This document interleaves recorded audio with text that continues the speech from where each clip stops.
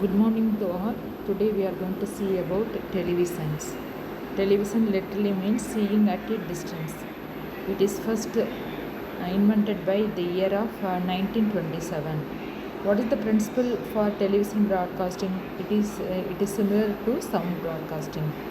Here in this television broadcasting, the camera tube converts its light input to corresponding electrical variations for the video signal. The camera tube is corresponding for video signal and microphone is used for audio signals. Picture signals and sound signals are modulated and are then transmitted. At the receiving end, both signals are extracted from the modulated wave. Here, the picture signal is using amplitude modulation and sound signals are used frequency modulations.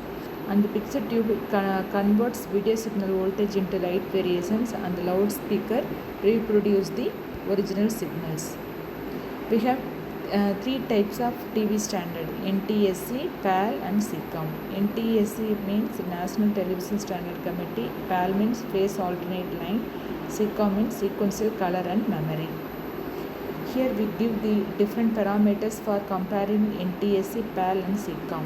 The different parameters are developed countries, then number of lines used for 3 standards, number of frames per second for 3 standards, subcarrier frequency and cost of 3 standards and studio mixing. First of all, if you look NTSC standard, which is used in United States. PAL systems are adapting the countries Europe and Asia. France is adapted SECOM. Here we are using the scanning lines for 525 line in NTSC system, and we are using 625 scanning lines used in PAL system, and 625 lines are used in SECOM.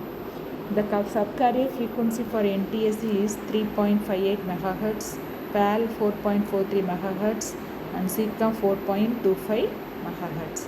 The cost for NTSC is medium cost and PAL is most expensive and SECOM is least expensive. The studio mixing is in NTSC it is easiest one, and in PAL it is medium one, and sequential it is difficult one. Next one, the scanning of video signals. A still picture is fundamentally an arrangement of many dark and light area. So each small area of light or shade is called a picture element. All the elements contains the visual informations in the same. Scanning is nothing but the process by which an electron beam spot is made to move across a rectangular area so as to it covers completely. Here it gives the simple scanning process. Here the x-axis we are taking time and y-axis we are taking voltage. Here we have tracing period and retracing period. So totally we have tracing line and retracing line. So entire frame contains a tracing period and retracing period. In interlaced scanning, in India, the frame repetition rate has been standardized at 25 frames per second. This repetition rate is enough to cause an illusion of continuity. To eliminate flicker, each frame is scanned twice. That means the total number of lines are divided into two groups called field.